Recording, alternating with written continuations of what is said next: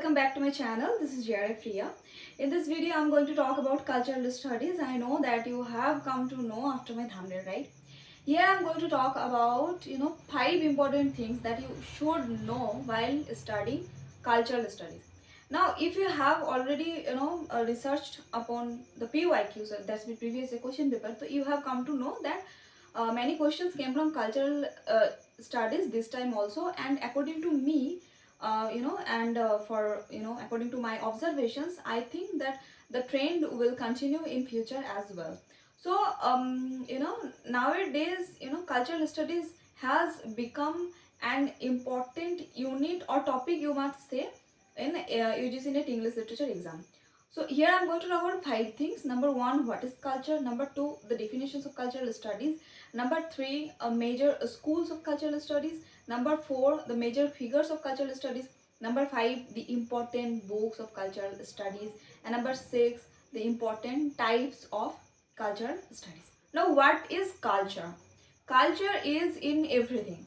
The dress we wear, the food we eat, okay, the language we speak, the intellectual outlook, our history, our behaviors, our ideology, our thinking, everything comes under culture. Now, what is cultural studies?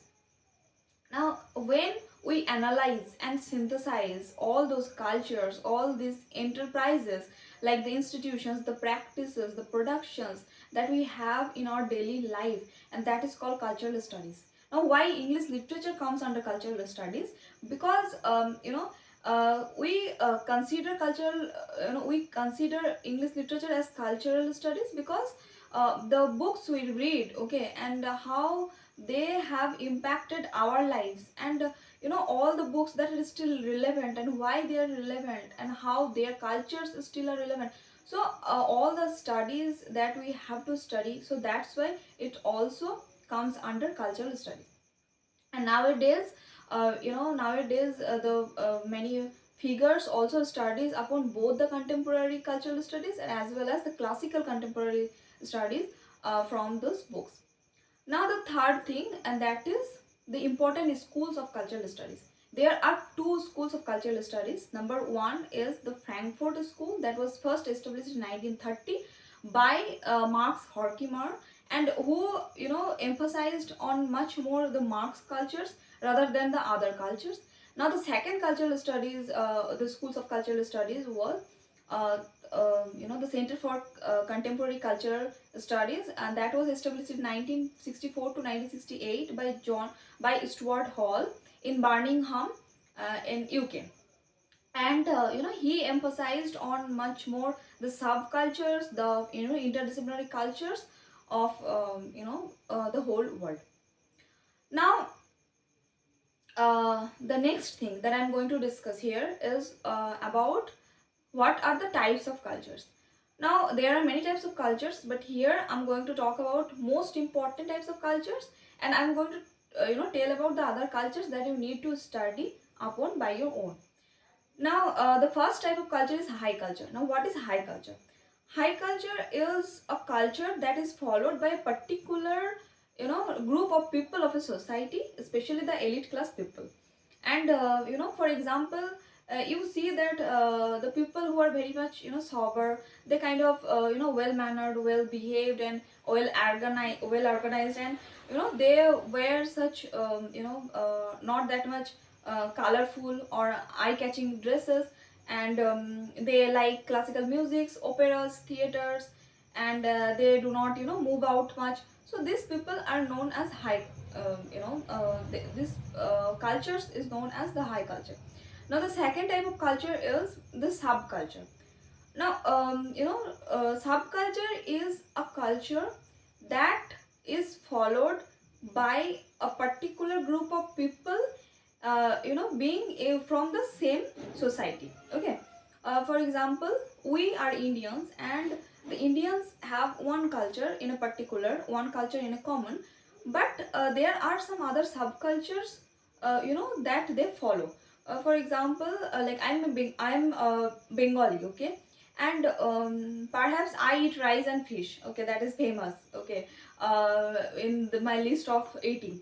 But there are some people who does not like eat and does not like to eat rice and fish.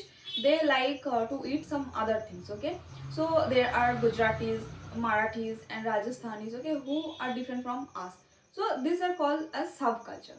And one important examples of subculture is the American subculture.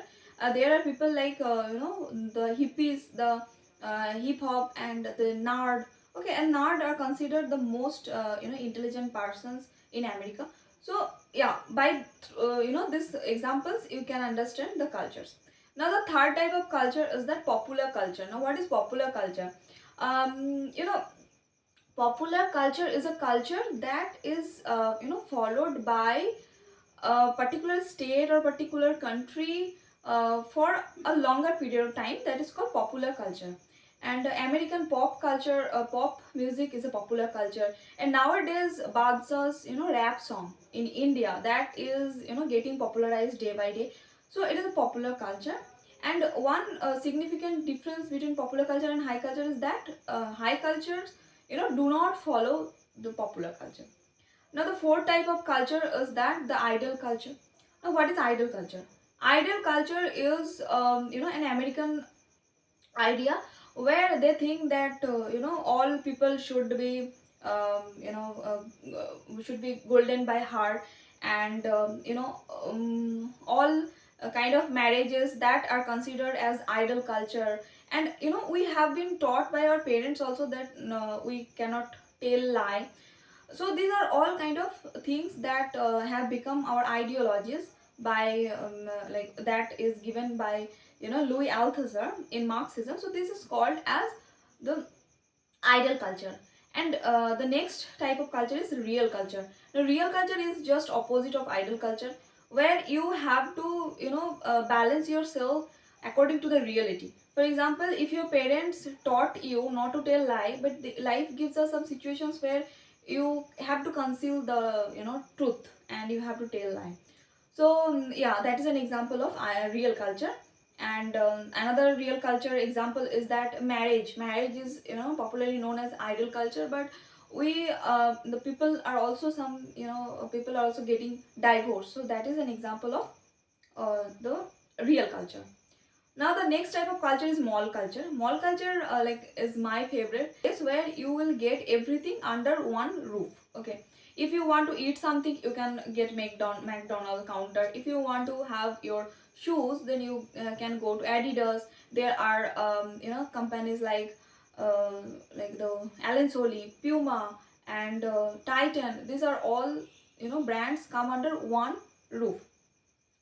And in mall, all the products are displayed in such a format that your eye will definitely catch them. Okay, and they will grab your attention in a quick manner. That is why it's called mall culture. Okay, and mall has two purpose. One is the primary purpose and secondary purpose. Primary purpose is that it will grab your attention. Okay, first you will gaze that, and the second thing is that grabbing, that is then you will buy the product. Now, have you ever seen that people would ask to you and ask for buying something? No, because you have to go to the place and then you can choose that.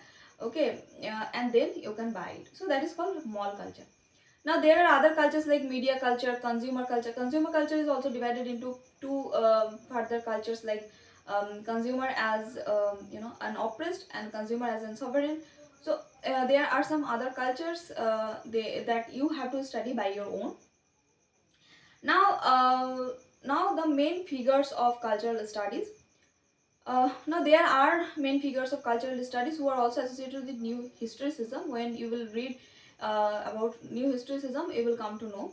Now the first figure is very famous, is Stuart Hall. You must read about this figure. Okay. Now who has given us a concept, and that is called the circle of the culture. It's not a book, but rather it is a recorded like concept. And he has talked about the production and the aspects of a production. Now the production that we are using in our life, so it has also five kind of aspects. Now what are five aspects? Number one is representation, like how it is represented, okay, in front of the people. For example, if the color pink, okay, whenever we see any kind of pink thing like pink bag, pink bottle, pink dresses, so we get the same idea from uh, the fraction of a second that okay, this is for my sister or this is for my daughter. So this kind of mindset that we have adopted from the representation, okay, that the production is doing. Now the second thing is that identity. Now identity shows its own attributes. For example, I am a Bengali, so I speak always Bengali, okay, the language. So by my language you will come to know that I am a Bengali, right? So that is identity, that all the products make their identity. Now the third thing, and that is the production. Now production has made such of its identity that you will get to know by its identity itself. For example, Royal Enfield, okay, this is a two-wheeler. So when the Royal Enfield is displayed, you will not ask its features because you already know its features. It will not show up its own features. You will go to the showroom and then you will buy that, okay, because you already have know the features. Now the fourth thing, that is consumption, okay. When you consume the production, okay, you know the quality of the production, you have an idea of the identity of the production, then you will grab that, and that is called consumption. Number five thing, that is regulation. Now when you have consumed that thing, then it has become a regulation. Like nowadays, if everyone is using Royal Field, they will not be surprised because it has now become a regulation. It has become a law kind of thing, okay. So that is called regulation. That is the five aspects of all the five aspects of production. Now the second figure that is also famous is Raymond William, who has given 4 books, okay. Number 1 book is that the Culture and Anarchy. Number 2 book is the Long Revolution. Number 3 is the Key Words, and number 4 is the Country and the City. Okay, these all 4 books are very important, very famous, so you can have the gist of the books. Now he has given a very important concept, and that is cultural materialism. He had studied all the classical books, and he found that materialism that is always in the center of a culture, okay, that continues from from the very beginning of the era and from till now, okay, that is the materialism. So he has talked about cultural materialism that you can study, okay, in details from that book, and that book which I am going to tell you the name at the very end of the video.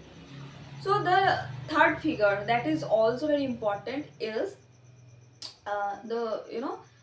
and then the third figure that is also very important is Stephen Greenblatt, okay, and who has studied upon all the Renaissance and its cultures, and he has written 8 books, and all the 8 books that you have to remember their names, okay, and you can also read the gist as I told you, like all other books, okay. And he has given one very interesting concept, and that is the wonder and resonance.